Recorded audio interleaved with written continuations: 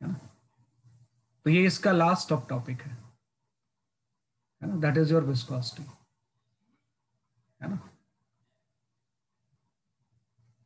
है ना, तो विस्कोसिटी की बात करते हैं। तो विस्कोसिटी जो होता है, जैसे अभी तक जो हम पढ़ रहे थे ना फ्लूइड मैकेनिक्स में, तो हम उसमें एज्यूम करके चलते थे कि फ्लूइड जो होगा वो नॉन विस्कस होगा, है ना, कि वी हैव एज्यूम्ड इट कि भाई सारे जो फ्लूइड हमने यूज किए हैं अब तक, जो भी हमने लॉ पढ़े हैं, वो नॉन विस्कस फ्लूइड के लिए पढ़े हैं, नॉन विस्कस फ्लूइड के लिए, है ना, कि जो भी हमने फ्लूइड पढ़ा है वो नॉन विस्कस फ्लूइड के लिए पढ़ा है, क्योंकि आइडियल फ्लूइड जो होता है वो नॉन विस्कस होता है। तो जो भी हमने यहाँ पे सब चीजें पढ़ी हैं लाइक बर्नौलीज थ्योरम वगैरह, that is applicable for non viscous fluid. लेकिन पहली बार हम विस्कोसिटी को इंट्रोड्यूस कर रहे हैं, लेकिन आपको पता है कि वो तो आइडियल सिचुएशन है, एक्चुअली में तो फ्लूइड में भी फ्रिक्शन होगा, है ना, कि फ्लूइड के लेयर्स के बीच में भी एक रेसिस्टिव फोर्स होगा, उसी को हम क्या बोलते हैं बेसिकली आपका विस्कस फोर्स। तो जो फ्रिक्शन के इक्विवेलेंट फ्लूइड में होता है that is known as a viscous force. तो हम यहाँ पे विस्कोसिटी को सबसे पहले डिफाइन करते हैं कि व्हाट इज विस्कोसिटी, है ना। तो जो विस्कोसिटी इसके सिंपल सी डेफिनेशन है, viscosity is property of liquid, property of liquid, है ना, ड्यू टू विच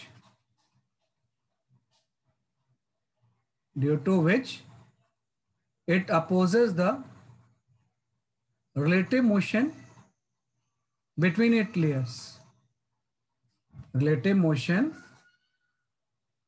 है ना, between its layers,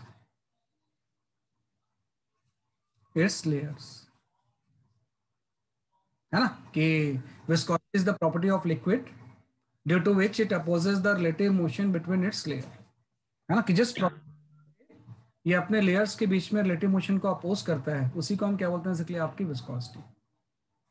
सर जैसे फ्रिक्शन, फ्रिक्शन भी रिलेटिव मोशन को, यहाँ बोलो बेटा क्या बोल रहे हो। वो फ्लूइड मैकेनिक्स के सामने अपने नॉन विस्कस फ्लूइड लिखा है, वो मतलब क्यों लिखा है? वो मतलब इसलिए लिखा है कि अब तक जब स्टैटिक्स और डायनेमिक्स पढ़ते थे ना, तो उसमें नॉन विस्कस फ्लूइड लेते थे, ओके होता था उसका, है ना। अब हम विस्कोसिटी पहली बार इंट्रोड्यूस कर रहे हैं, इसलिए मैंने लिखा है। अब ओके तो जैसे फ्रिक्शन का पर्पस भी रिलेटिव मोशन को अपोज करना होता है, वैसे विस्कोसिटी का भी जो पर्पस है ये रिलेटिव मोशन को क्या करता है, अपोज करता है ना। तो इसके बारे में हम समझते हैं कि विस्कोसिटी से रिलेटेड आपका एक फोर्स आ जाएगा फ्रिक्शन जैसा, that is known as a viscous force,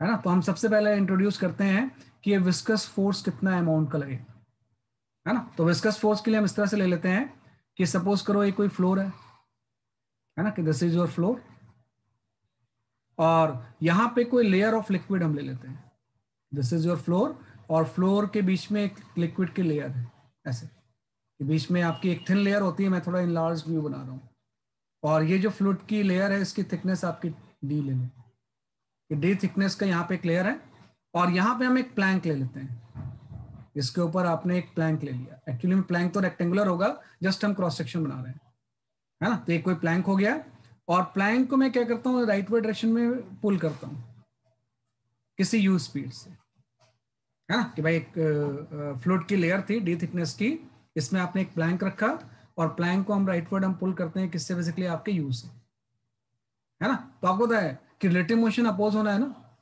तो जो प्लैंक के कांटेक्ट में फ्लूइड की लेयर होगी उसकी वेलोसिटी तो यू ही हो जाएगी, तभी तो रिलेटिव वेलोसिटी जीरो हो जाएगी।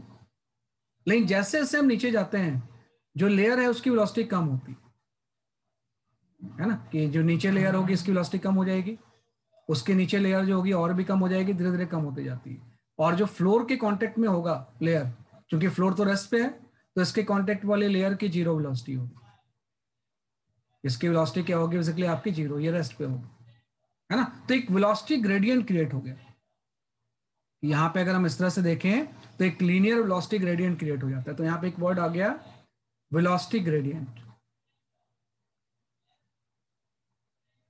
है ना, कि फ्रिक्शनल फोर्स की वजह से एक वेलोसिटी ग्रेडियंट क्रिएट हो गया, है ना। और ये वेलोसिटी ग्रेडियंट ऐसा हो जाएगा जैसे आपने बोला कि जैसे जैसे ऊपर जा रहे हैं फ्लूइड की वेलोसिटी बढ़ रही है, तो किसी वाई हाइट पे अगर मैं कोई यहाँ पे फ्लूइड की लेयर ले लूं, यहां से किसी वाई हाइट पे फ्लूइड की लेयर ले लिया, इसकी वेलोसिटी सपोज वी है, तो इससे थोड़ा सा हाइट अगर हम और ऊपर चले जाएं, कि सपोज हम डेल्टा वाई से और ऊपर चले जाते हैं, तो इस लेयर की वेलोसिटी जो होगी वो v प्लस डेल्टा वी हो जाएगी, है ना, कि धीरे धीरे फ्लूइड की वेलोसिटी बढ़ रही है, तो y हाइट पे फ्लूइड लेयर की वेलोसिटी अगर v है, तो उससे डेल्टा v हाइट पे फ्लूइड की लेयर की वेलोसिटी क्या हो जाएगी, v प्लस डेल्टा वी हो जाएगी। तो हम बोलेंगे जो वेलोसिटी ग्रेडियंट होगा इस केस में ये delta v by delta y हो जाएगा, कि डेल्टा y डिस्टेंस में change in velocity delta v हो गया, है ना। Change in velocity with respect to distance जो होता है that is known as a gradient, कि भाई जब आपने डिस्टेंस चेंज किया डेल्टा वाई से तो वेलोसिटी में चेंज डेल्टा वी से हो गया, तो this is the velocity gradient. आप इस वेलोसिटी ग्रेडियंट को ये भी लिख सकते थे कि ये velocity gradient u minus zero by D भी हो सकता था, हाँ, कि अगर पूरी लेयर के लिए लेते तो ये तो जीरो है, जब d डिस्टेंस हम ऊपर चले जाएंगे तो लेयर की वेलोसिटी u है, तो u minus zero change in velocity by distance. तो चाहे किसी भी दो लेयर के बीच में आप ले लो, चाहे पूरे लिक्विड के लिए ले लो, वेलोसिटी ग्रेडियंट की वैल्यू क्या रहती है, बेसिकली आपकी सेम रहती है। तो यहाँ पे एक टर्म आ गया वेलोसिटी ग्रेडियंट। अब हम आ जाते हैं कि विस्कस फोर्स किस फैक्टर के ऊपर डिपेंड करता है ना, कि विस्कस फोर्स जो है ये किस फैक्टर के ऊपर डिपेंड करता है। तो जो विस्कस फोर्स होता है ना, this is directly proportional to the area, है ना। आप देखो फ्रिक्शनल फोर्स से थोड़ा सा अलग है ये, है ना। फ्रिक्शनल फोर्स एरिया से इंडिपेंडेंट होता है सॉलिड फ्रिक्शन की जब हम बात करते हैं तो, लेकिन फ्रिक्शनल जो विस्कस फोर्स है फ्रिक्शन जैसा ही है लेकिन एरिया डिपेंडेंट है, कि भाई एरिया किस चीज का, ये जो प्लैंक होगा एक्चुअली में प्लैंक का कुछ एरिया होगा, या लेयर्स जो कांटेक्ट में जिसके ऊपर हम निकाल रहे हैं उसके एरिया के हम frictional viscous force is directly proportional to the area. Also this viscous force is directly proportional to the velocity gradient delta we by delta Y. दो चीजें होती है ना, कि विस्कस फोर्स जो होता है एरिया के डायरेक्टली प्रोपोर्शनल होगा, वेलोसिटी ग्रेडियंट के डायरेक्टली प्रोपोर्शनल होगा। तो जैसे आप इन दोनों को कंबाइन करोगे तो विस्कस फोर्स में ये चीज आ जाएगी, एक कांस्टेंट लगाएंगे, है ना, eta A into delta we by delta y, this is viscous force. तो जो विस्कस फोर्स की वैल्यू होगी जस्ट आपकी ये होगी, है ना। और इसमें ईटा जो है हम जानते हैं, this eta is known as a coefficient of viscosity, है ना। यू अपॉन डी भी वेलोसिटी ग्रेडियंट ही है ना, कि जो वेलोसिटी ग्रेडियंट है उसी को हम चाहे तो delta we by delta Y लिखें, अगर पूरे लेयर के लिए लिखेंगे तो वेलोसिटी ग्रेडियंट ही है, ये भी चीज वेलोसिटी ग्रेडियंट है ना। ग्रेडियंट तो मतलब किसी भी डिस्टेंस के लिए निकाल सकते हैं, तो अगर मैं किसी सेगमेंट के लिए निकाल रहा हूं तो मैं लिखूंगा delta we by delta Y. अगर पूरी डी थिकनेस के लिए निकालूंगा तो जीरो से इसकी वेलोसिटी यू हो गई, तो change in velocity you minus zero हो गया, इसको डी से डिवाइड कर दिया हमने, तो भी वेलोसिटी ग्रेडियंट है ना। तो ये आपका विस्कस फोर्स आ गया। तो इसमें जो ईटा होता है ना, this is known as a coefficient of viscosity. Eta जो होता है this is known as a coefficient of viscosity, है ना, कि ईटा जो होगा this is your coefficient of viscosity. और बस बात है this is the property of liquid, कि जो कोफिशिएंट ऑफ विस्कोसिटी हो गए this is the property of liquid, है ना, कि डिफरेंट डिफरेंट लिक्विड की कोफिशिएंट ऑफ विस्कोसिटी डिफरेंट होगी, है ना, कि v इज द वेलोसिटी है बेसिकली आपका, v जो है वो वेलोसिटी है बेटा, है ना, कि v जब भी हम लिख रहे हैं तो वेलोसिटी ऑफ लेयर है, v इज द वेलोसिटी, ये आपका गया। तो eta is the coefficient of viscosity है, जो कि लिक्विड की प्रॉपर्टी होती है, जैसे डेंसिटी होती है ना, बल्क मॉडुलस होती है, सरफेस टेंशन होता है, वैसे ही कोफिशिएंट ऑफ विस्कोसिटी भी इसकी प्रॉपर्टी होगी। जैसे हनी जो है ना, उसकी कोफिशिएंट ऑफ विस्कोसिटी ज्यादा होगी, है ना, क्योंकि उसको स्प्रेड करना फ्लो करना मुश्किल होता है, और जो वाटर है वो इजीली स्प्रेड होता है, तो उसकी कोफिशिएंट ऑफ विस्कोसिटी क्या होती है, कम होती है ना। तो वही चीज है कि रेसिस्टेंस ये भी है कि जिसकी कोफिशिएंट ऑफ विस्कोसिटी ज्यादा है उसके लेयर्स के बीच में फ्रिक्शनल फोर्स जैसे विस्कस फोर्स ज्यादा होगा, तो वो इजीली स्प्रेड नहीं होगा, है ना। जैसे हनी और वाटर में डिफरेंस जो कोफिशिएंट ऑफ विस्कोसिटी का है, ये दोनों के बीच में कोफिशिएंट ऑफ विस्कोसिटी का डिफरेंस है। हनी का कोफिशिएंट ऑफ विस्कोसिटी ज्यादा होगा क्योंकि वो स्प्रेड नहीं होता है, और वाटर का कोफिशिएंट ऑफ विस्कोसिटी क्या होगा, कम होगा। तो ये विस्कस फोर्स का फॉर्मूला आ गया, है ना। और डायरेक्शन ऑफ विस्कस फोर्स जो होगी इसकी पर्पस एक ही होगा, opposite to the relative motion. ये जो मेन पर्पस है विस्कस फोर्स का, डायरेक्शन इज सच दैट है ना, it opposes relative motion between its layer, opposes relative motion, है ना, बिटवीन इट्स लेयर,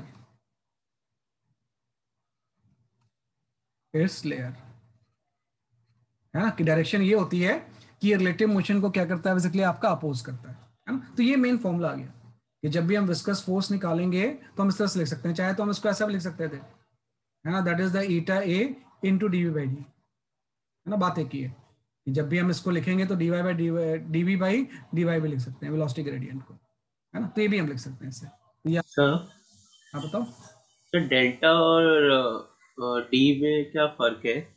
कोई बेटे, जैसे हम डेल्टा वी जब लिखते हैं तो ये फाइनाइट चेंज होता है, स्मॉल चेंज होता है, और ये बहुत वेरी स्मॉल चेंज होता है ना। Okay sir. डिफरेंशियल फॉर्म में लिखेंगे ना तो बहुत छोटा चेंज लेते हैं हम इसमें, तो इसको इसी की लिमिटिंग वैल्यू ये होती है ना। कैलकुलस में हम पढ़ते हैं कि इसी की जो लिमिटिंग वैल्यू होती है वो ये होती है। तो डेल्टा वी जो होता है वो स्मॉल चेंज है, this is very very small change, है ना, कि बहुत छोटा सा चेंज लेते हैं तो उसके लिए भी ये चीज़ वैलिड होगा। तो आप ऐसे भी लिख सकते हो इसे डिफ्रेंशिएट करके, बहुत स्मॉल जब चेंज होता है तो डिफ्रेंशिएट करके चीज़ों को हम निकाल लेते हैं। तो ये विस्कस फोर्स का फॉर्मूला आ गया कि इतना विस्कस फोर्स इसके लेयर्स के बीच में लगेगा, है ना। अब एक चीज आ जाती है, एक टर्म यूज हुआ है कोफिशिएंट ऑफ विस्कोसिटी, जो कि लिक्विड की प्रॉपर्टी होती है। इसकी यूनिट्स के बारे में थोड़ा सा आपको ध्यान देना है ना, कि जब हम इसकी यूनिट्स लिखेंगे तो वो यूनिट्स के हम किस तरह से लिखेंगे, है ना, कि भाई यहाँ पे इसकी यूनिट्स बड़ी इंपॉर्टेंट होती है, क्योंकि कई बार इसकी सीजीएस यूनिट भी हम लिखते हैं, है ना, कि कई बार हम इसकी क्या लिखते हैं, बेसिकली आपकी सीजीएस यूनिट भी लिखते हैं। So, हाँ बताओ। the coefficient of viscosity, will it be different for different type of liquid? बिल्कुल बिल्कुल, it will be different for different type of liquid.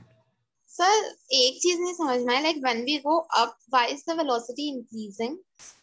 हाँ, वेलोसिटी ग्रेडियंट है, वेलोसिटी इंक्रीज हो रही है, क्योंकि देखो ये फ्लोर तो जीरो पे है, इसके कांटेक्ट में जो भी लेयर होगी उसकी वेलोसिटी जीरो होनी चाहिए ना, तभी तो रिलेटिव वेलोसिटी जीरो होगा। तो वेलोसिटी कीप ऑन इंक्रीजिंग, यहाँ पे कुछ वेलोसिटी है, धीरे धीरे वेलोसिटी बढ़ रही है ना। वेलोसिटी क्या हो रही है, बेसिकली आपकी बढ़ रही है। अगर हम विस्कोसिटी नहीं लेते फिर तो ये वेलोसिटी होता ही नहीं, प्लैंक आगे मूव करता, ये लिक्विड यहीं पे रहता, लेकिन लिक्विड अपने साथ इसको ड्रैग करता है विस्कस फोर्स की वजह से ही। जो प्लैंक है अपने साथ लिक्विड को ड्रैग करता है।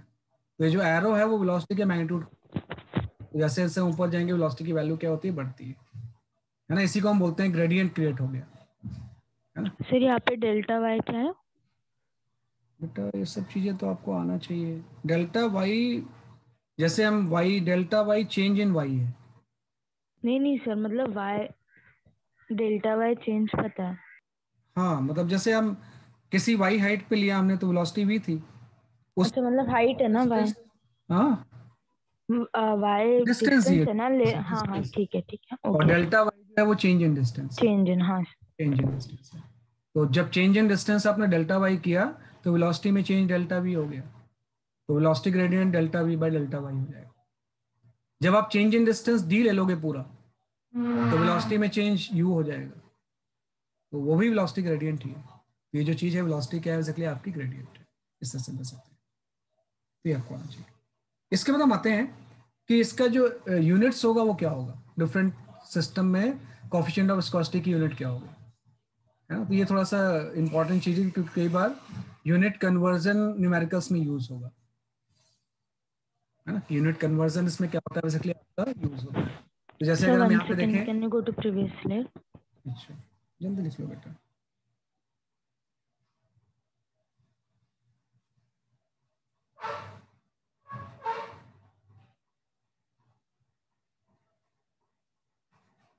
Thank you sir. ये आपका गैस है ना। इसके बाद हम आते हैं इसकी एसआई यूनिट क्या होगी, कोफिशिएंट ऑफ विस्कोसिटी की, है ना, कि सबसे हम पहले हम लिखते हैं coefficient, SI unit of coefficient of viscosity, coefficient of viscosity, है ना, ईटा। कोफिशिएंट ऑफ विस्कोसिटी का सिंबल क्या है, ईटा है। तो जो इसकी एसआई यूनिट होती है कोफिशिएंट ऑफ विस्कोसिटी की, ये आपकी होती है पॉइजले, है ना, कि ऐसा यूनिट हम लिखते हैं इसकी 1 पॉइजले, ये है ना। इसको कई बार हम पीआई से भी शो कर देते हैं। 1 पॉइजले को हम किससे शो कर देते हैं? पीआई से। Poiseuille is the name of scientist. तो जो 1 पॉइजले होता है इसकी ऐसा यूनिट है, दिस इज 1 न्यूटन सेकेंड पर मीटर स्क्वायर, है ना। कोएफिशिएंट ऑफ विस्कोसिटी की जो यूनिट होती है वो न्यूटन सेकेंड पर मीटर स्क्वायर होती है, और 1 न्यूटन पर सेकेंड पर मीटर स्क्वायर को ही हम 1 पॉइजले बोलते हैं, है ना। तो ये तो आपकी इस यूनिट जो होगी ये इसकी ऐसा यूनिट होगी, है ना। ये क्या होगी बेसिकली? इसकी बेसिकली आपकी ऐसा ही यूनिट, है ना। ऐसी इसकी एक यूनिट हम पढ़ते हैं सीजीएस यूनिट। ऑब्वियसली बात है इसका डायमेंशनल फॉर्मूला हम जानते हैं, ये जो कोएफिशिएंट ऑफ विस्कोसिटी इसका डायमेंशनल फॉर्मूला होता है ml-1t-1, या डायमेंशनल में बार बार आप यूज करते हो, है ना। तो ये इसका डायमेंशनल फॉर्मूला है और ये इसकी ऐसा यूनिट है। लेकिन इसकी सीजीएस यूनिट भी बहुत पॉपुलर है ना। कई बार सीजीएस यूनिट के टर्म्स में ही दिया होता है। सीजीएस यूनिट जो होती है इसकी वो 1 पॉइज होती है, और 1 पॉइज इक्वल टू जो होता है वो न्यूटन की जगह पे डाइन आ जाएगा और मीटर स्क्वायर की जगह पे सेंटीमीटर स्क्वायर आ जाएगा, है ना। तो ध्यान रखना कि 1 पॉइजले एंड पॉइज,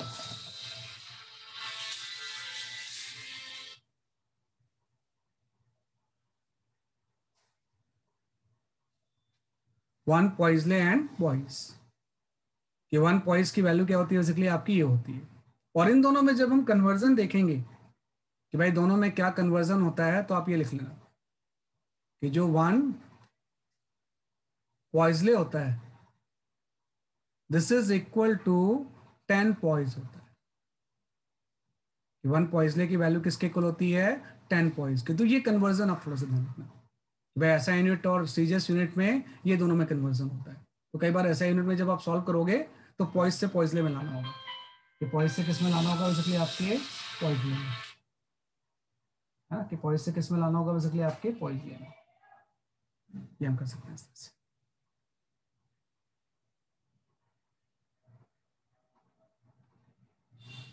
है ना। तो ये हमने कोएफिशिएंट ऑफ विस्कोसिटी इसकी लिख ली। तो ये थोड़ा सा आप इसमें जानना। PI is the short form of poiseuille, ये जो पॉइजले का शॉर्ट फॉर्म है ना वो पीआई होता है। वैसे आप पूरा पॉइजले लिख लो, है ना, कि PI is the short form for poiseuille. तो ये यूनिट देखो, वैसे मैं नहीं उतना बताता हूँ कि किसकी यूनिट क्या होगी, मुझे लगता है कि आपको आता होगा, लेकिन ये मैं बता रहा हूँ मतलब ये इंपॉर्टेंट है ना, कि इसके कन्वर्जन आपको आना चाहिए इस तरह से,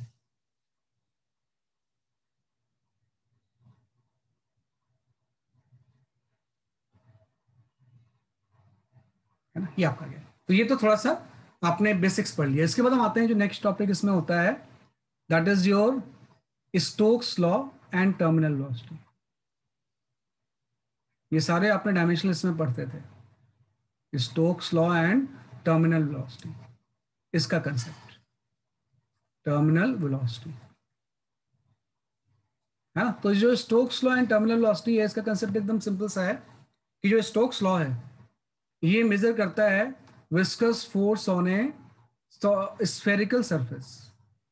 स्टोक्स लॉ के अकॉर्डिंग, कि जब भी हम यहाँ पे स्टोक्स लॉ की बात करेंगे तो स्टोक्स लॉ के अकॉर्डिंग हम ये लिखते हैं कि viscous force on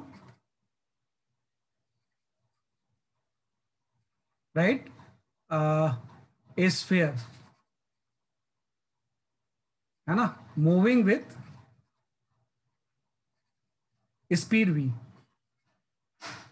speed v, कि कोई भी अगर स्फीयर जो है किसी लिक्विड में अगर v स्पीड से मूव कर रहा है ना, इन्हें liquid,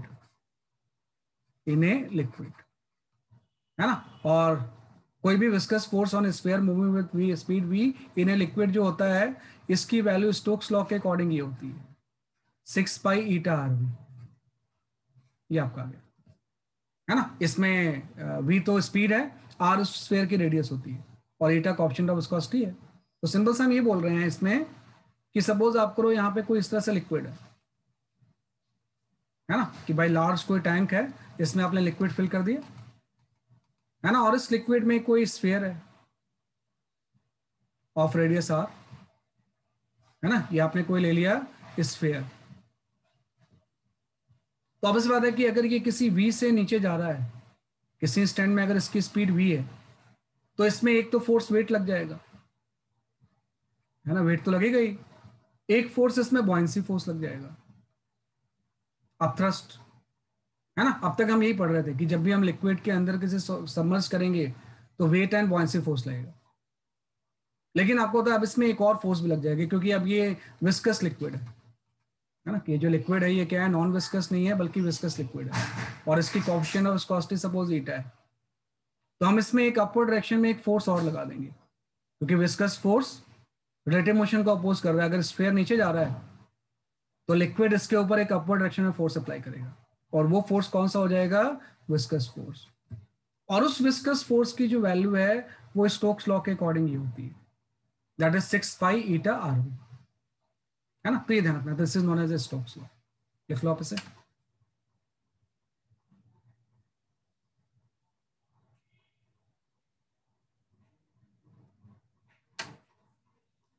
Sir, can you please explain the diagram once more?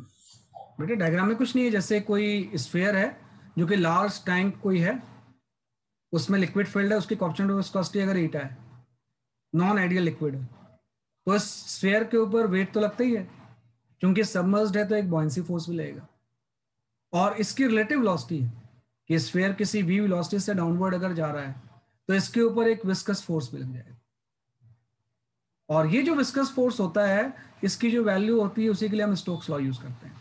इस विस्कस फोर्स की वैल्यू 6 पाई ईटा आरवी हो जाएगी, है ना, where r is the radius of the sphere,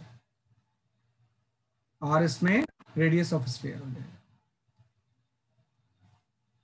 r इसमें क्या हो जाएगा, रेडियस ऑफ स्फीयर हो जाएगा, है ना। तो ये diagram Okay, sir. Thank you. ये आपका गया, तो आर जो होगा वो रेडियस ऑफ द स्फीयर आ गया। तो ये स्टोक्स लॉ है। अब इसमें एक और टर्म यूज हुआ है, टर्मिनल वेलोसिटी, तो उसके बारे में थोड़ा सा समझते हैं हम, है ना। बहुत इजी चीज है, विस्कोसिटी जो है वो बहुत छोटा सा है ना, और नॉर्मली कोई बहुत ज्यादा इसमें टाइम नहीं लगता आपको सॉल्व करने से, है ना, ये हम कर सकते हैं। तो अब आ जाते हैं, सर प्रीवियस डायग्राम में टोटल फोर्सेस कितने थे? देखो अभी टोटल फोर्सेस जो थे वो 3 थे, नंबर पूछ रहे हो, यस सर। नंबर 3 थे। एक तो वेट था, इसके फोर्स को अगर एक्सप्लेन करूं तो वेट हो जाएगा mg, यस सर। है ना। एक आपका एफ भी था, इसको हम बोलते हैं बॉयंसी फोर्स, है ना। और एक आपका फोर्स जो था अपवर्ड डायरेक्शन में एफ था, f is your viscous force, है ना। फ्रिक्शन जैसा एक फोर्स भी होगा जो कि पहले हम नहीं लेते थे, है ना। पहले हम इस फोर्स को क्या करते थे, नॉन विस्कस में नहीं लिखते थे, लेकिन विस्कस अगर लिक्विड है तो उसमें विस्कस फोर्स भी लेना है, और इस विस्कस फोर्स की वैल्यू जो है हम स्टोक्स लॉ के अकॉर्डिंग ये लिखते थे, है ना, कि विस्कस फोर्स की वैल्यू हम क्या लिखेंगे, बेसिकली आपका, हाँ, जो ये स्टोक्स लॉ है this is only applicable for sphere, है ना, कि स्टोक्स लॉ जो है वो सिर्फ स्फीयर के लिए वैलिड होता है, क्योंकि यहाँ पे मैंने लिखा है viscous force on sphere moving with velocity v, उसी के लिए स्टोक्स लॉ एप्लीकेबल होता है, किसी भी शेप के लिए नहीं, है ना। जो ये फंडामेंटल लॉ था, है ना, ये तो हर शेप के लिए वैलिड होता है, लेकिन यहाँ पे जो विस्कस फोर्स लिख रहे हैं ये आपका एक स्पेशल काइंड ऑफ फॉर्मूला है जो कि सिर्फ स्फेरिकल सरफेस के लिए एप्लीकेबल होगा, तो ये विस्कस फोर्स आ गई। अब हम आ जाते हैं जो नेक्स्ट चीज है आपकी, that is your terminal velocity. So can you go to the last slide for a second? अभी शो कर रहा हूँ,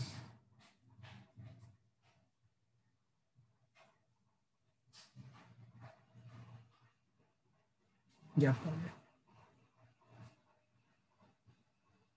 Thank you. ओके, ये आपका गया। इसके बाद हम आते हैं बेसिकली आपका,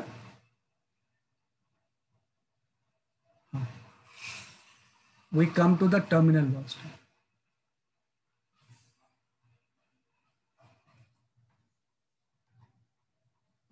we can talk about the terminal velocity. ये टर्मिनल वेलोसिटी का कंसेप्ट क्या है, टर्मिनल वेलोसिटी, है ना। तो टर्मिनल वेलोसिटी की सिंपल सी डेफिनेशन ये है कि विथ वेलोसिटी, है ना, viscous force increases, viscous force increases, है ना, कि इंक्रीज इन वेलोसिटी अगर करेंगे तो विस्कस फोर्स की वैल्यू इंक्रीज होगी, एंड आफ्टर लॉन्ग टाइम, है ना, ऑल फोर्सेस बैलेंस। सर वो क्या लिखा है, वेलोसिटी विस्कस फोर्स है? With velocity, viscous force increases, and after long time, all forces balanced, and velocity of sphere become constant.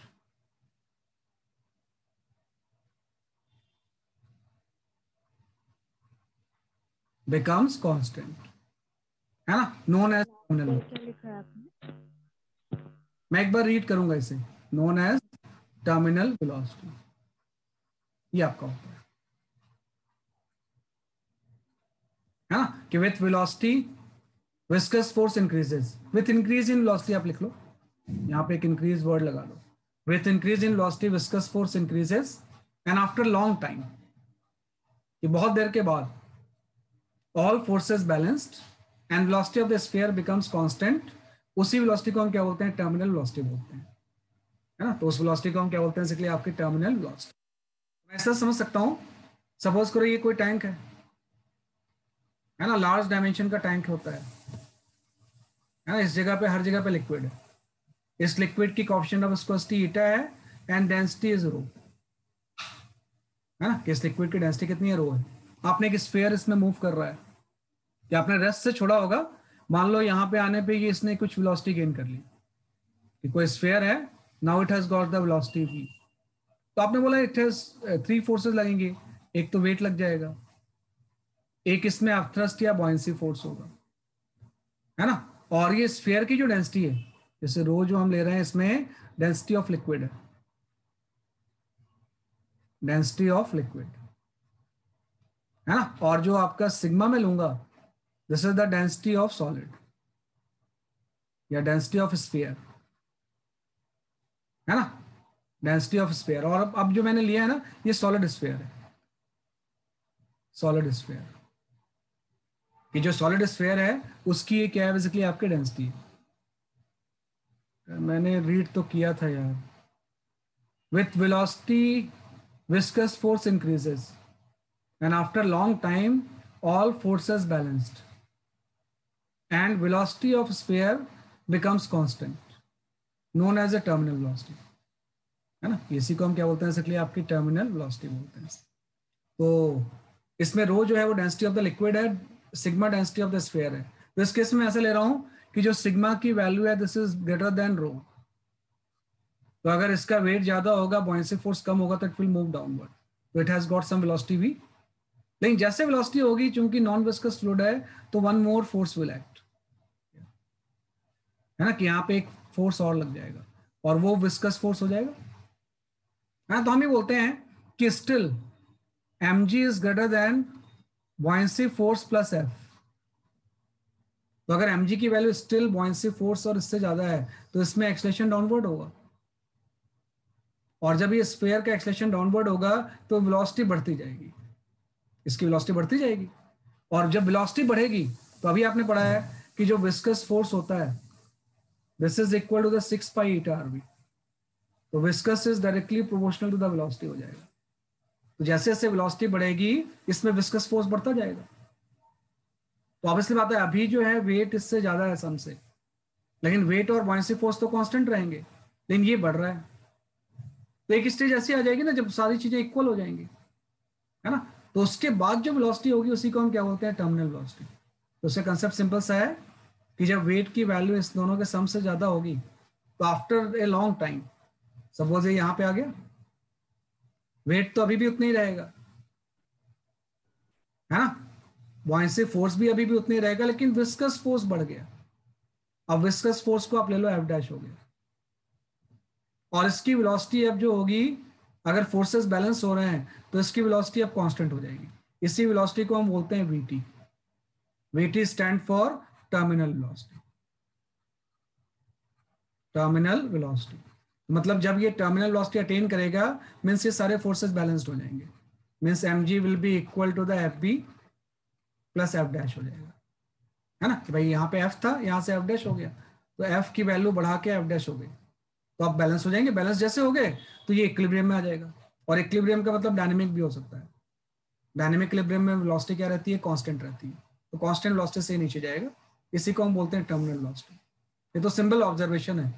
किसी jar में जब भी आप किसी स्फीयर को छोड़ दोगे तो पहले तो देखोगे बहुत तेजी से वो नीचे जाता है, लेकिन एक स्टेज के बाद वो बहुत कम वेलोसिटी से धीरे धीरे नीचे जाएगा आराम से, है ना, और उसकी वेलोसिटी कांस्टेंट हो जाएगी, इसी को हम क्या बोलते हैं, टर्मिनल वेलोसिटी। तो जब भी ये टर्मिनल वेलोसिटी अटेन करेगा तो ये कंडीशन सेटिस्फाई होगी, और इसके बाद अगर वेलोसिटी कांस्टेंट हो गई फिर एफ डैश भी कांस्टेंट हो जाएगा, क्योंकि एफ डैश वेलोसिटी के ऊपर डिपेंड ही तो कर रहा है, तो वेलोसिटी भी क्या हो जाएगी, कांस्टेंट हो जाएगी। तो अगर हम बोलेंगे एट इक्विलिब्रियम, है ना, कि अगर मैं बात करूं एट इक्विलिब्रियम, है ना, इसमें सारे फोर्सेस बैलेंस होंगे, तो एम जी इक्वल टू आपका हो जाएगा buoyancy force plus F dash, है ना। अब इसकी वैल्यूज में पुट कर सकता हूं, है ना, कि इसकी वैल्यूज में पुट कर सकता हूं, तो मास जो हो जाएगा, आपने बोला डेंसिटी ऑफ द स्फीयर जो है वो सिग्मा है, रेडियस आर है, तो मास हो जाएगा sigma into 4/3 pi are cube into g. Buoyancy force depend करता है डेंसिटी ऑफ द लिक्विड के ऊपर, तो ये आपका हो जाएगा rho V G 4/3 pi are cube plus F dash, F dash की वैल्यू इससे निकालेंगे, तो ये आपका हो जाएगा 6 pi eta R V terminal लेंगे कि जब ये फोर्सेस बैलेंस होंगे तो वेलोसिटी कौन सी वेलोसिटी हो जाएगी, टर्मिनल वेलोसिटी। तो ये इक्विलिब्रियम की क्वेश्चन आ गई, इससे आपका टर्मिनल वेलोसिटी का फॉर्मूला सॉल्व हो के आ जाएगा, है कि इससे जब आप निकालोगे तो will get this formula, v terminal is equal to आपका ये आ जाएगा 2/9 आर स्क्वायर जी, है ना। इसको ठीक से लिख दे रहा हूं मैं टर्मिनल वेलोसिटी को, है ना, कि यहाँ पे टर्मिनल वेलोसिटी का फॉर्मूला आ जाएगा, यहां से हम निकाल लेंगे फॉर्मूला फॉर टर्मिनल वेलोसिटी, जो कि आपको ध्यान रखना है कि what is the terminal velocity, तो यहां से आपका टर्मिनल वेलोसिटी इक्वल टू आ जाएगा, that is the 2/9 are square G into rho sigma minus rho, है ना, इंटू क्या हो जाएगा इसके लिए आपका सिग्मा माइनस रो,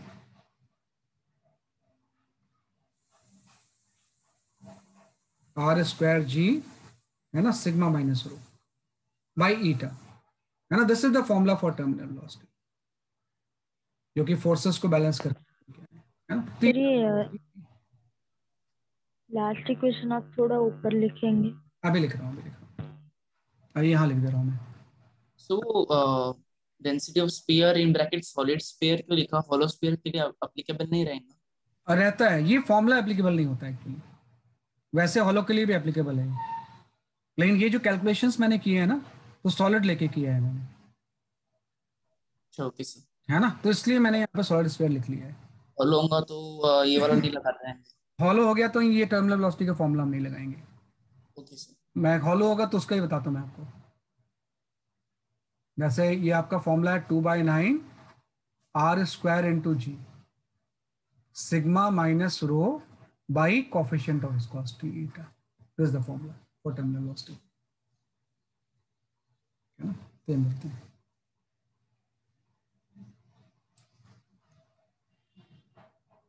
सर राइट साइड में जो सेकंड डायग्राम बना है उसमें भी स्फीयर का डेंसिटी लिक्विड्स की डेंसिटी से ज़्यादा है। हर जगह पे, हर जगह पे, हर जगह पे।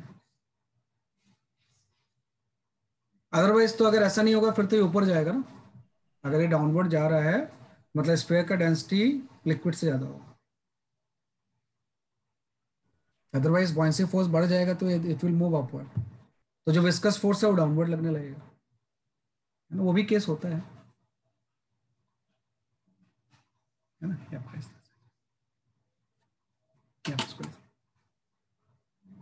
This is known as a terminal velocity, है ना। तो Stokes law and terminal velocity आ गया आपका, है ना, कि this is known as a Stokes law and terminal velocity, है ना। ये आप इस तरह से कर लो, है ना। इसी में कई बार क्या होता है, जैसे आप बोल रहे हो ना, जो ये मैंने बोला है सॉलिड स्फीयर के लिए वैलिड है ना, होप आपने इसको लिख लिया होगा।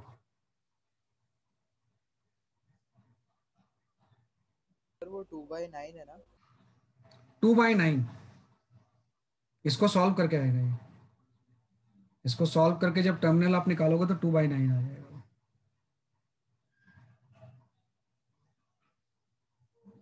हाँ जी भी चाहिए होगा, सॉरी बात, यहाँ पे एक जी भी होगा, रो वी जी है ना। रो वी जी तो बॉयंसी फोर्स का फॉर्मूला होता है, तो इसको सॉल्व करोगे विल गेट दिस फॉर्मूला, है ना। तो पहले ज्यादा था वेट इससे, तो स्पीड बढ़ती जा रही थी। अब स्पीड बढ़ेगा तो ये वाला टर्म बढ़ेगा, तो after some times it all become equal.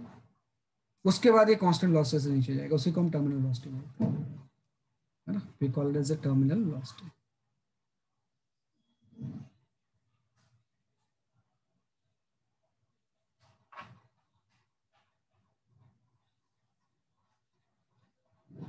हाँ ये सॉलिड स्फीयर के लिए ही है। वैसे में इसको हम हॉलो के लिए भी यूज कर सकते हैं, लेकिन फिलहाल ये सॉलिड स्फीयर के लिए। ये जो टर्मिनल वेलोसिटी का फॉर्मूला है, this is for solid sphere. कैसे हम हॉलो में यूज करते हैं बताया था आपको मैं, है ना। तो आई विल जस्ट चेक कि कैसे हम इसको यूज करेंगे हॉलो के लिए।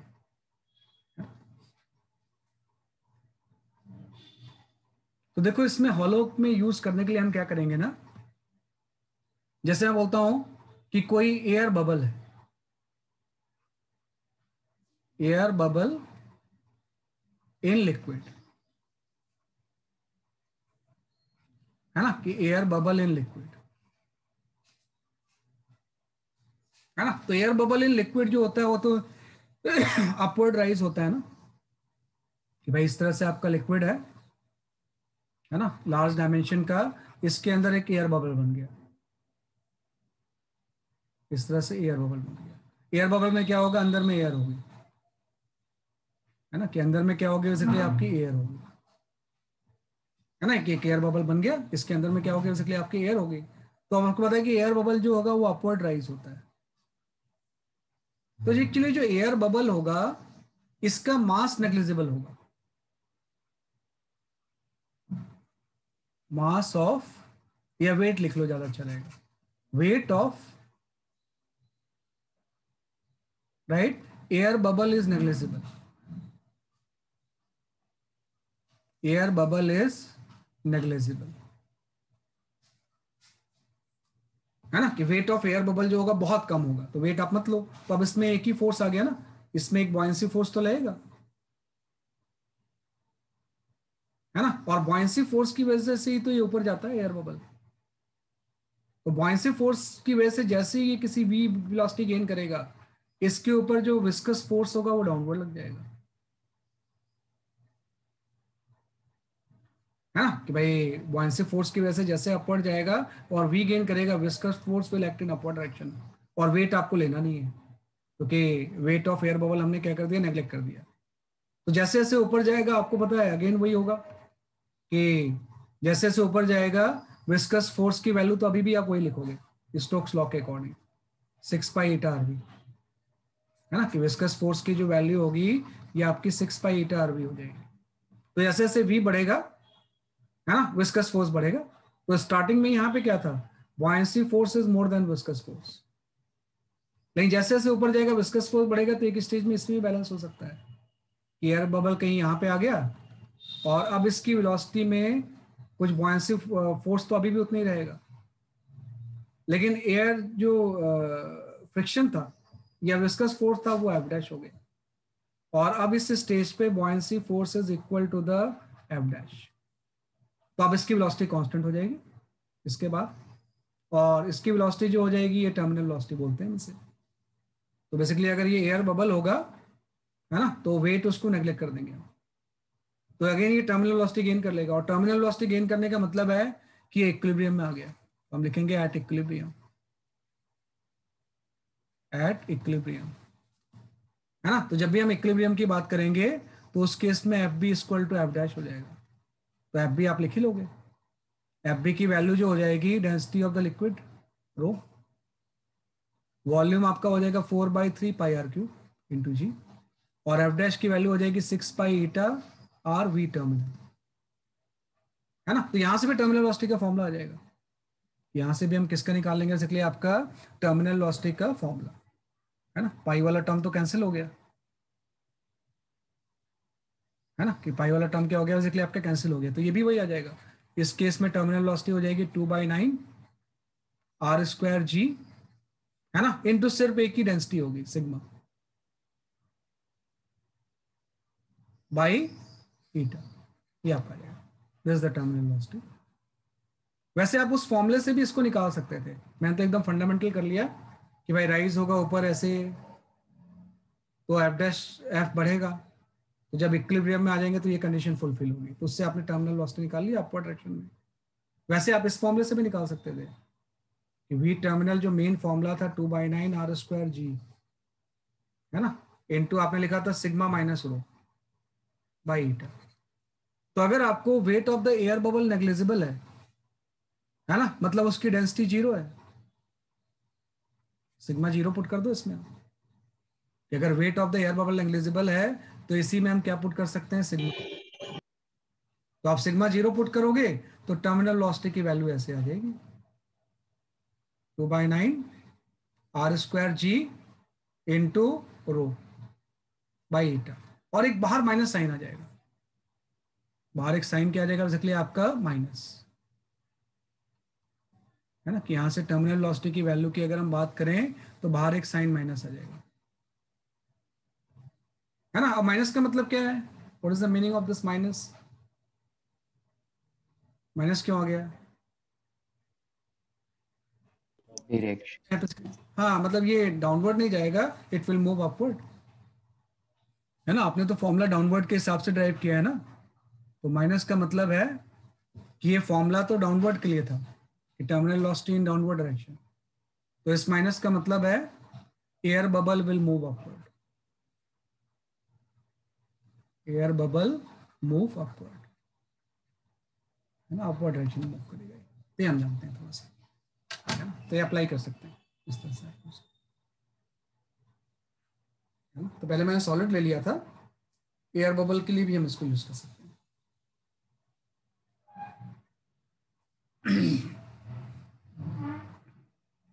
है ना, we can use for air. तो लेफ्ट साइड का सेकंड डायग्राम एक बार एक्सप्लेन कर।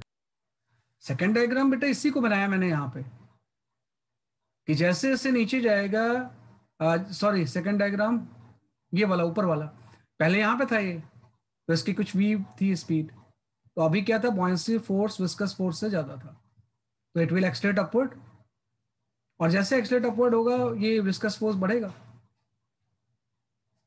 है ना, तो एक स्टेज पे ये f' हो जाता है, और उस स्टेज पे बॉयंसी फोर्स और f' बैलेंस हो गए, तो उसके बाद इसकी वेलोसिटी कांस्टेंट हो जाएगी, उसी को हम क्या बोलेंगे, टर्मिनल वेलोसिटी। इसी कंडीशन को फिर मैंने यहाँ पे अप्लाई कर दिया है ना, यहाँ पे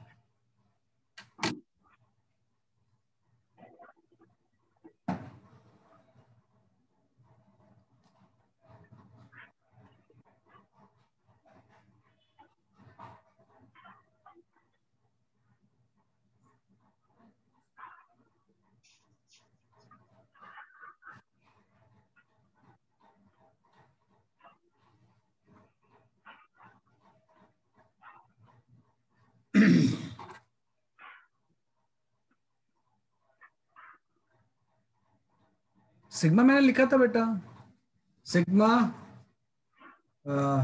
इज द डेंसिटी ऑफ, जो अंदर स्फीयर होता है उसकी डेंसिटी होती है, क्योंकि एयर है तो उसकी नेग्लिजिबल ले लिया मैंने, डेंसिटी मैंने नेग्लिजिबल ले लिया।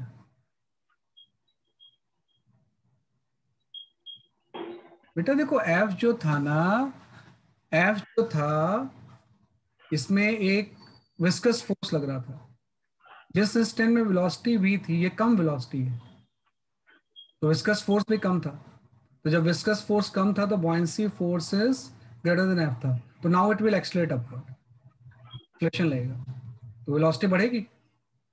एक स्टेज पे जब ये टर्मिनल गेन कर लेगा है ना, तो f' आ गया, मतलब f चेंज होके f' हो गया, ये f है किसी वेलोसिटी v पे, ये f' होगा, उसको मैंने लिख दिया ये चीज आपकी टर्मिनल वेलोसिटी पे, क्योंकि इस केस में terminal velocity is greater then v, velocity v थी तो विस्कस फोर्स f था, जब कुछ टाइम के बाद आफ्टर सम टाइम अब इसकी वेलोसिटी जब टर्मिनल हो जाएगी तो उस time viscous force F dash हो गया है ना, तो हम कर सकते हैं ऐसे, तो इस तरह से हम शो कर देंगे। मतलब सेम डायग्राम है, ये किसी अर्लियर टाइम का है, ये किसी बाद वाले टाइम का है।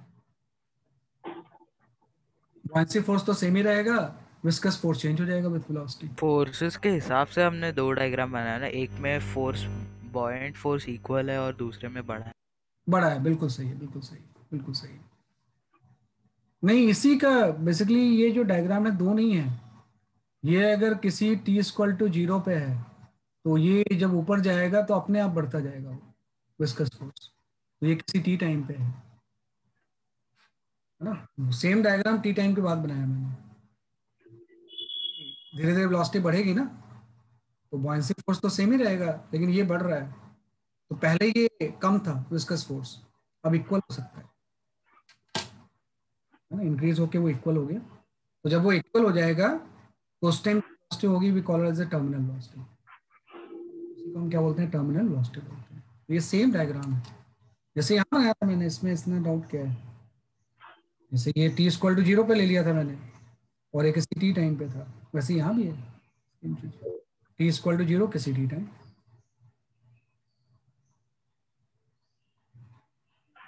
है ना, ये हम कर सकते हैं इसे।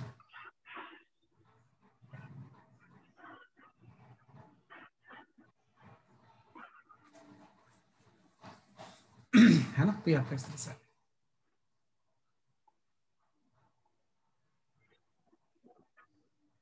सर वो हमेशा हाँ, एच पे बना रहे हैं, एच पे बना रहे हैं, क्योंकि विस्कस फोर्स जो होगा ना वो सरफेस पे लगता है, पूरे सरफेस पे।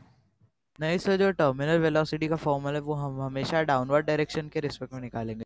हाँ, मेन फॉर्मूला तो डाउनवर्ड डायरेक्शन के रिस्पेक्ट में है ना, लेकिन इसके अकॉर्डिंग अगर वो निगेटिव आ जाता है मतलब वो अपवर्ड हो जाएगा।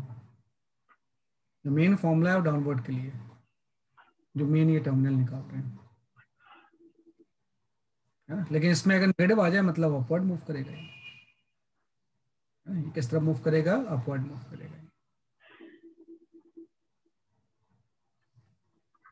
सेंटर से पास नहीं कर सकते बेटा, सेंटर में उसकी पॉइंट ऑफ एप्लीकेशन नहीं होती है, वो सरफेस पे ही लगेगा ना, क्योंकि लिक्विड उसके ऊपर लगा रहा है, तो उसको कुछ सेंटर वाला मत बोलना, प्रोसेस है, उसको हम इतने उससे एक्सप्लेन नहीं कर पाएंगे, लेकिन थोड़ा सा इसमें ध्यान देना बस। तो ये कुछ मैंने डिस्कस किया, तो मेनली जो अभी तक हमने फॉर्मूला डिस्कस किया है इसमें, है ना, अगर मैं इसको समराइज करूं तो जैसे हर चैप्टर में 2-3 ही फॉर्मूला होते हैं, सही है, तो बहुत ज़्यादा फॉर्मूले नहीं है इस चैप्टर में भी देखा जाए तो कुछ 2-3 फॉर्मूले ही हैं, है ना, कि इसमें आपके 2-3 फॉर्मूले हैं। एक तो फॉर्मूला आपका आ गया सबसे पहले, मेन जो फॉर्मूला था, है ना, तो मेन फॉर्मूला आपने ये लिखा था, beta a delta v by delta y. Second formula आपने लिख दिया स्टोक्स लॉ का, स्फेरिकल सरफेस के लिए 6 पाई ईटा आर वी होता है, और एक 2/9 R G sigma minus rho by ईटा, ये आपका है ना। तो ये 3 फॉर्मूले अभी तक हमने पढ़े, और भी हैं, इसकी अभी थ्योरी खत्म नहीं हुई है, तो फिलहाल हम इस 3 फॉर्मूले पे आपको क्या करना है, कंसंट्रेट करना है ना। इसी के ऊपर अभी मैं न्यूमेरिकल शेयर करूंगा, कैसे इस फॉर्मूले को अप्लाई करते हैं आपको आ जाएंगे। सर चैप्टर खत्म हो गया, थ्योरी पार्ट? नहीं बेटा, अभी नहीं हुआ, अभी नहीं हुआ, अभी बचा हुआ है, थ्योरी बची हुई है अभी, अभी बची हुई है, चैप्टर की थ्योरी जो है वो अभी आपकी बची हुई है ना। सर आपने यहाँ पे लिखा है 2/g/r²g, और तो ये g और g कैंसिल नहीं हो जाएगा? हाँ जी, ये बेटा 9 है, 9। अच्छा सर, ये 9 है, 9 है ना, वो जी जैसा ही लगता है, 9 है ना, ये आपका केस। तो ये फॉर्मूला आपको यूज करना है। एक चीज थोड़ी सी ना सरफेस टेंशन के रिगार्डिंग मुझे आपको एक करेक्शन करना था, है ना, वो आप थोड़ा सा लिख लेना, जहां पे भी आपने नोट्स बनाया ना वहां पे वो करेक्शन कर लेना उसमें, है ना, एग्जैक्ट एक्सप्लेनेशन ऑफ मेनिस्कस, है ना, कि जो मेनिस्कस फॉर्म होता है ना उसका एग्जैक्ट एक्सप्लेनेशन थोड़ा सा उसमें तो मैंने अप्रोक्सीमेटली आपको ऐसा बता दिया था, लेकिन वो एग्जैक्ट एक्सप्लेनेशन भी आपको जानना होता है। जैसे मैंने आपको बताया था कि कोई भी अगर इस तरह से सॉलिड सरफेस है, इससे लिक्विड जब कांटेक्ट में आएगा तो इस तरह से मेनिस्कस बना देगा, है ना, कि इस तरह से क्या बना देगा बेसिकली आपका ऐसे मेनिस्कस, है ना। तो इसका मैंने एडिसिव कोहेसिव फोर्स का एक बताया था, तो थोड़ा सा उसमें करेक्शन रिक्वायर्ड है। ऐसा भी पॉसिबल है, हो सकता है इस केस में ये फ्लैट सरफेस भी हो जाए ऐसा, है ना। और हो सकता है कि अगर मरकरी वगैरह ले लें, मुझे एक्चुअली नहीं तो मैं फिर भूल जाऊंगा, इसलिए अभी बता देता हूँ। ऐसे मरकरी ले लें तो मेनिस्कस ऐसा बनता है ना। तो इसमें एडिसिव कोहेसिव की अपनी थ्योरी बताई थी कि भाई इसमें एक एडिसिव फोर्स लग जाएगा ऐसे, और एक आपका कोहेसिव फोर्स लग जाएगा इस तरह से, है ना, कि एडिसिव एंड क्या लग जाएगा बेसिकली आपका एक कोहेसिव फोर्स लगेगा। हाँ, सिल्वर होगा तो फ्लैट होगा, है ना, कि यहाँ पे क्या लग जाएगा बेसिकली आपका एक कोहेसिव फोर्स। तो एक्चुअली में ना जो डीप थ्योरी से आता है कि जो कोहेसिव फोर्स एक्ट करता है ये 45 डिग्री पे करता है ना, कि कोहेसिव फोर्स जो एक्ट करता है कितने एंगल पे करता है, 45 डिग्री पे हर केसेस में। तो आपको पता है इस केस में जो कांटेक्ट एंगल था दिस इज लेस देन 90, इस केस में कांटेक्ट एंगल की वैल्यू 90 डिग्री है, और इस केस में कांटेक्ट एंगल 90 से ज्यादा है। तो इस केस में आप थोड़ा ध्यान दो कि एडिसिव फोर्स तो ऐसे लग जाएगा और कोहेसिव जाएगा, और आपने बोला कोहेसिव फोर्स जो एक्ट करता है वो 45 डिग्री पे करता है ना। एग्जैक्ट अगर हम ट्रीटमेंट ले लें तो उसमें मैंने एग्जैक्ट नहीं बताया था आपको।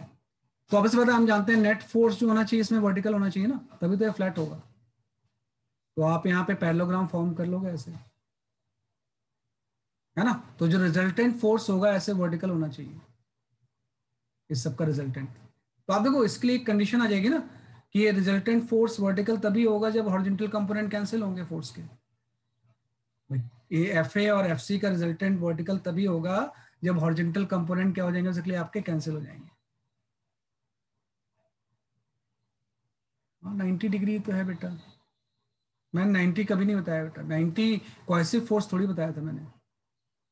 इसके एंगल तो मैंने बताया नहीं था, मैंने जस्ट ऐसे प्लॉट कर लिया था, है ना। इस केस में भी ऐसे ही होगा, ये आपका एडिसिव हो गया और यहाँ पे आपका इस तरह से कोहेसिव हो जाएगा, छोटा कोहेसिव बड़ा होता है इसमें, लेकिन एंगल इसका भी 45 डिग्री होगा, है ना। तो ये तो एंगल मैंने बताया ही नहीं था, फिर से मैं बात कर बताऊंगा। रहा हूँ बेटा। कॉन्टैक्ट एंगल तो अलग एंगल होता है ना, कॉन्टैक्ट एंगल तो ये वाला एंगल होता है, इसके ऊपर टेंजेंट जो होता है ना, this is known as a contact angle.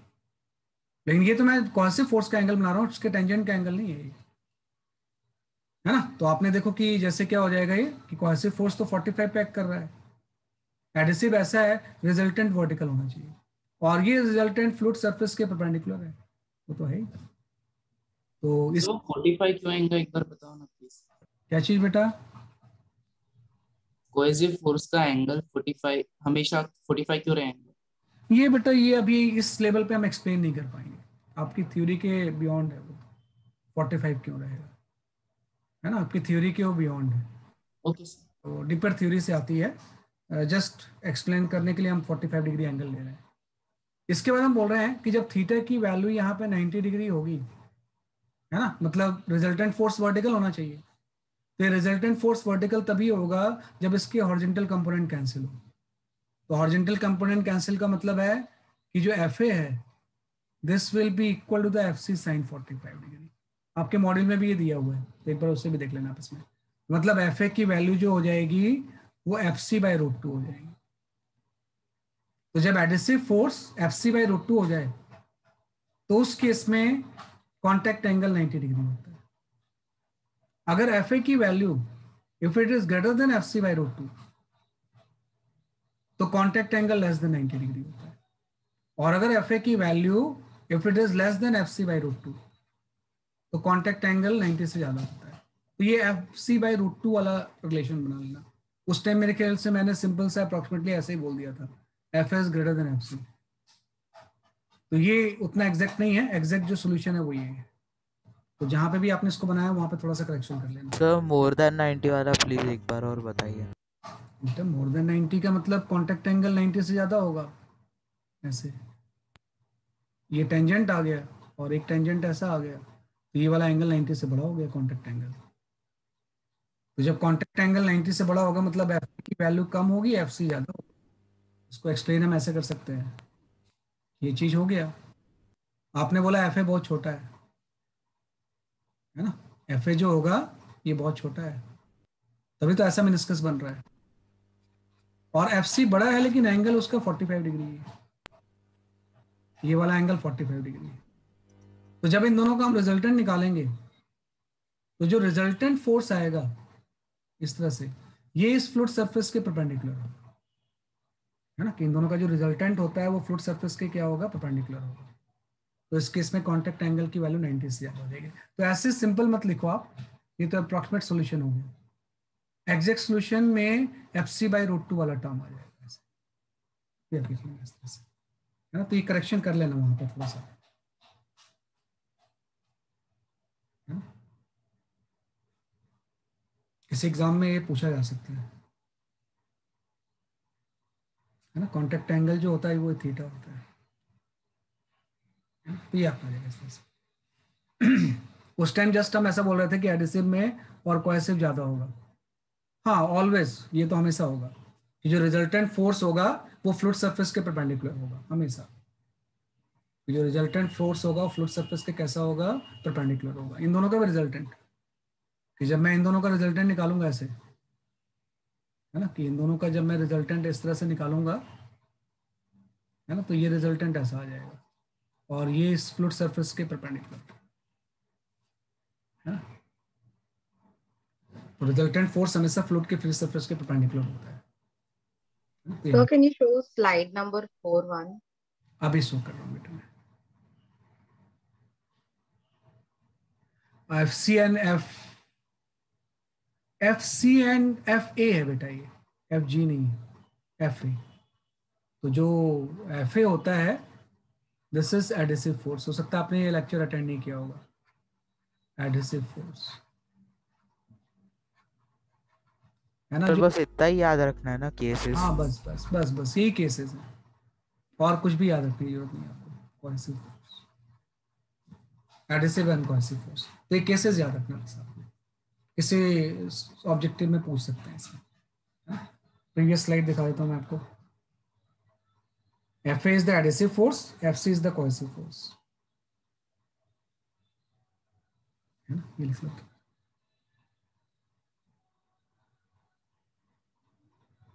Okay okay सही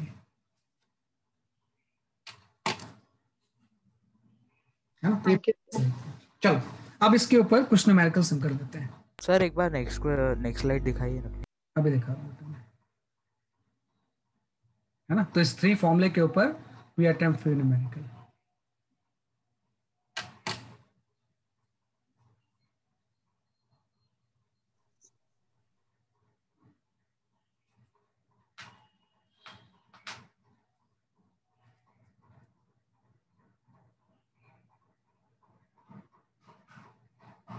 तो थर्ड डायग्राम में जो 45 डिग्री एंगल का लाइन गया है वो थ्रू द बॉडी गया है?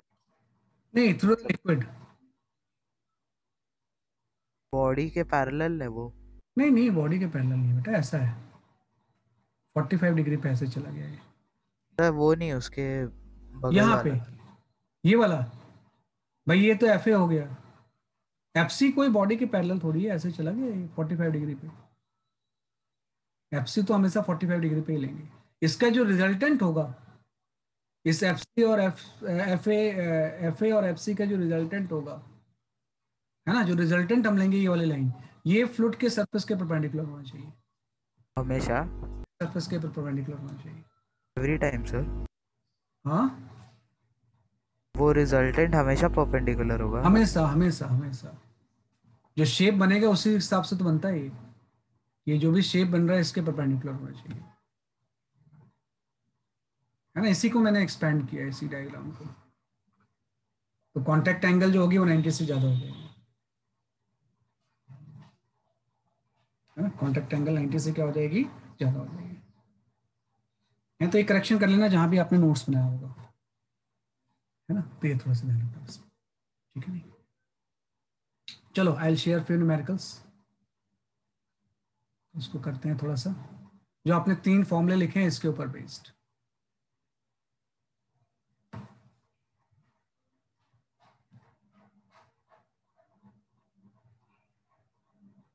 Okay, you can go for this question.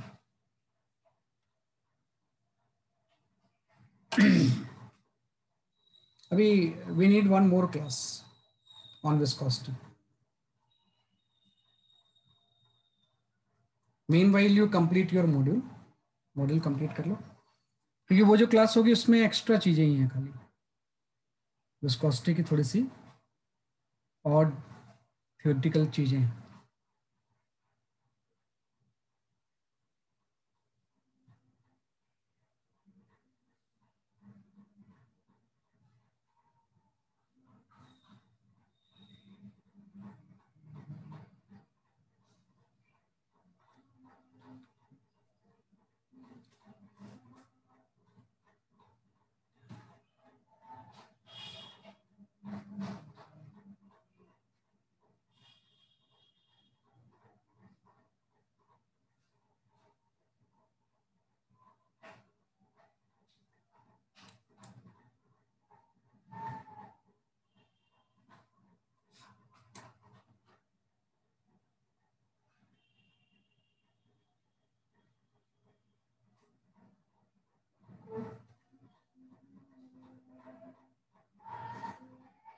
हाँ, Tanya, Aditi, and Divesh, your answer is correct. Rachita, your answer is correct. Gautam, your answer is correct. Anaya, your answer is correct.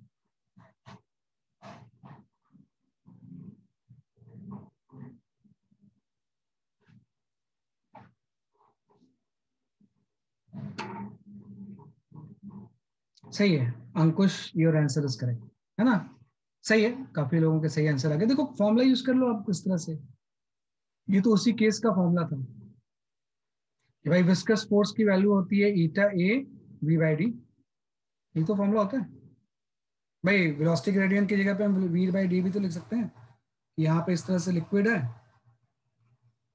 और एक कोई metal plate को हम इस तरह से पुल कर रहे हैं,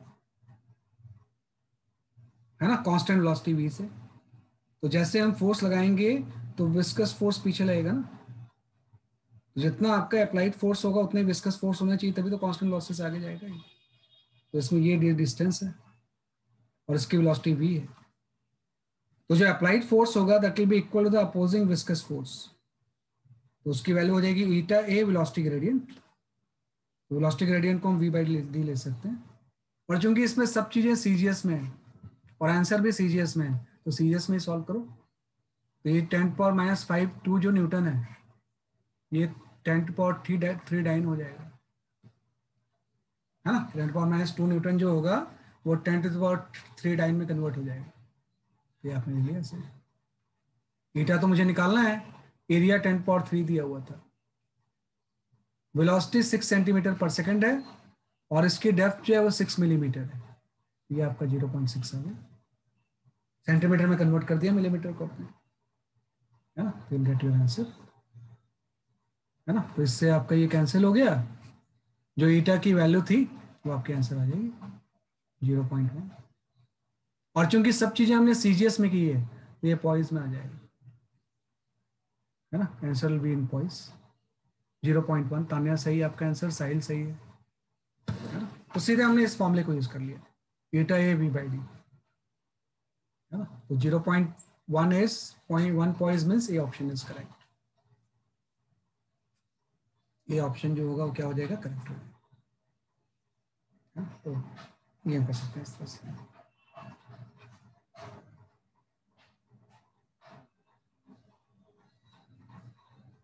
है ना, तो वो यूनिट का ध्यान रखना, इसमें यूनिट बड़ी इंपॉर्टेंट है। तो ये हमने सॉल्व कर लिया। ओके, नेक्स्ट क्वेश्चन पे आते हैं। सर एक बार इसका सोल्यूशन दिखाओ। अच्छा, लिख लो सोल्यूशन इसका।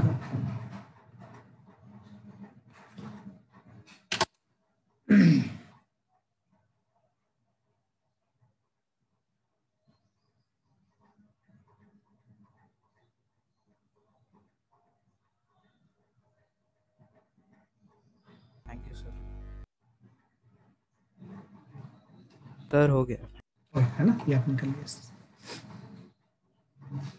चलो नेक्स्ट क्वेश्चन पे आते हैं।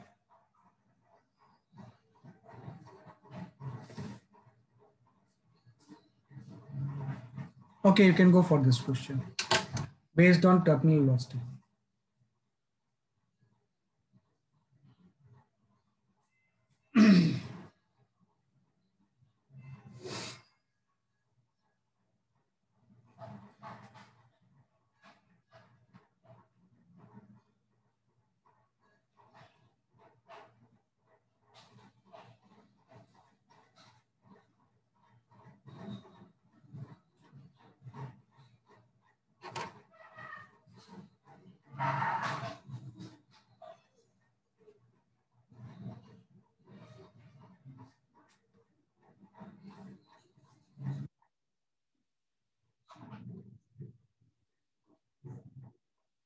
Anaya, your answer is correct.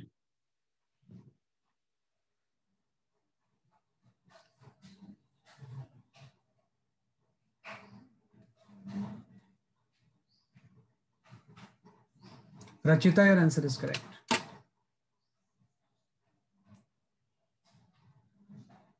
Aditi, your answer is correct. Chetna, your answer is correct.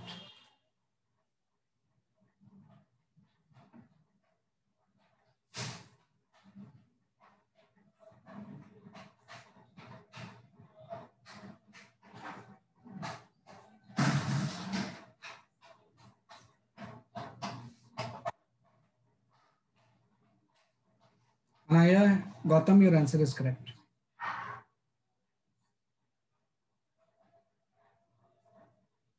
Ahana, your answer is correct. हाँ सही है, आप you got the point, है ना, ये just हमने डायरेक्ट फॉर्मूला यूज कर लिया इसमें, है ना, you got the point।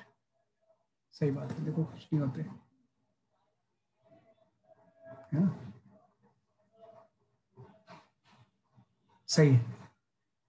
Ankush, your answer is correct, है ना, सही है आपका आंसर। तो आई विल जस्ट एक्सप्लेन, कुछ नहीं होता है, आपको पता है टर्मिनल वेलोसिटी जो होती है, this is directly proportional to the r square. ये तो होता है रेडियस का स्क्वायर होता है ना, कि टर्मिनल वेलोसिटी जो होती है ना वो रेडियस का स्क्वायर होती है ना, क्योंकि अभी आपने फॉर्मूला पढ़ा, उसमें बाकी चीजें अगर कांस्टेंट हो तो terminal velocity is directly proportional to radius square, है ना। तो जो ड्रॉपलेट था, है ना, उसकी टर्मिनल वेलोसिटी आप सपोज ले लो v1 है और उसकी रेडियस r1 है, तो जो बिग ड्रॉप बना उसकी वेलोसिटी हम v2 ले लेते हैं, उसकी रेडियस r2 है। तो हम यहां से अगर डायरेक्टली प्रोपोर्शनल है तो we can simply write v2 by v1 is equal to r2 square by r1 square, ये तो हो जाएगा, है ना। तो आपको v1 पता है कि भाई ड्रॉपलेट्स जो था उसकी जो थी,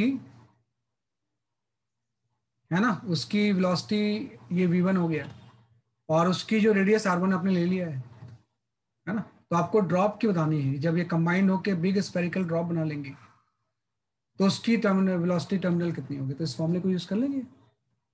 अब प्रॉब्लम है रेडियस में क्या रिलेशन होगा, तो रेडियस में रिलेशन के लिए हम वॉल्यूम रिमेन कांस्टेंट कर देंगे,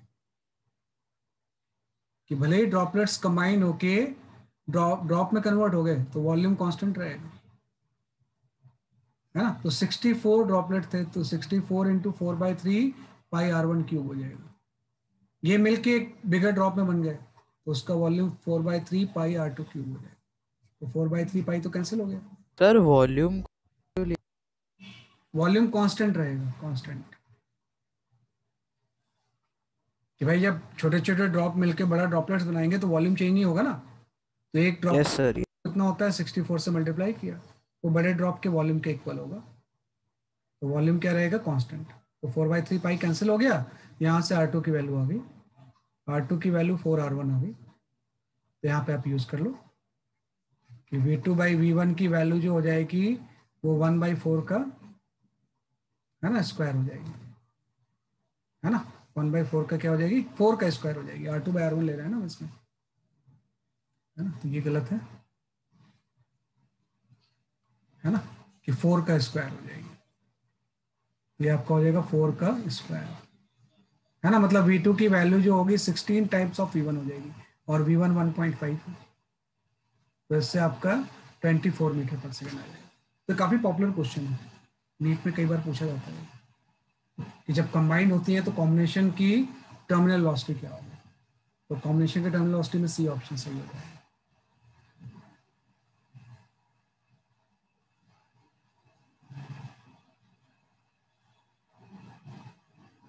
है ना, ये आपका तो C option is the correct. Sahil सही आंसर है। Shreya your answer is now correct. हाँ, तो ये हमने कर लिया, ठीक है ना। तो ये जस्ट हमने विस्कोसिटी पढ़ी है। It required one more class to complete your property of matter, है ना। तो ये आपका आ जाएगा, प्रॉपर्टी ऑफ मैटर इस क्लास के बाद क्या हो जाएगी, कंप्लीट हो जाएगी।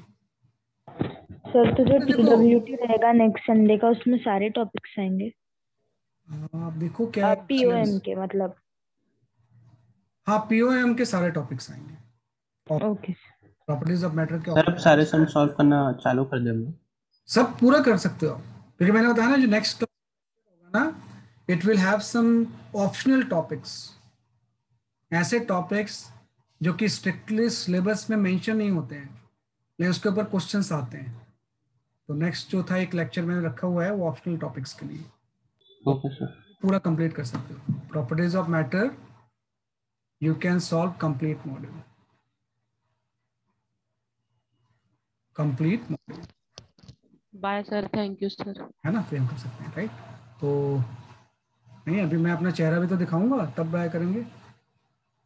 नहीं अजीब सा था ना कि वो थोड़ा सा चेहरा भी देखना चाहिए, है ना। ये आपका इंपॉर्टेंट चीज़ है, ठीक है। तो आज के लिए इतनी काफ़ी है। तो आप प्रॉपर्टीज ऑफ मैटर के पीछे लग जाओ, पहले मॉड्यूल कंप्लीट करो, फिर जो आप एक्स्ट्रा बुक सॉल्व करते हो उसको कंप्लीट कर लो। आप 99% क्वेश्चन आपसे सॉल्व हो जाएंगे। सिर्फ 1% मेरे से पूछना पड़ेगा आपको, क्योंकि हमने इतनी प्रैक्टिस और थ्योरी की है ना कि क्वेश्चंस ऑलमोस्ट हो ही जाते हैं। जो आपके जो एग्जांपल्स करते हो ऐसे ही मिलते जुलते क्वेश्चंस होंगे सारे, है ना। तो after 1 class will complete it, है ना। और डाउट क्लास में डाउट लेके आओ, है ना। डाउट लेके आओगे तो वो सॉल्व होगा आपका, है ना। तो that's all for today. Bye bye. Bye sir. Thank you sir. Bye bye. या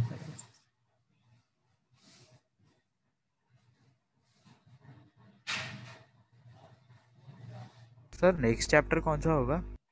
अभी बेटा बताता हूँ मैं, नेक्स्ट क्लास में बताता हूँ कैसे करेंगे उसे, है ना। नेक्स्ट क्लास अभी मैंने सोचा नहीं उसके बारे में, तो नेक्स्ट क्लास में देखते हैं। Okay sir. Thank you, sir. Bye, sir. Bye bye.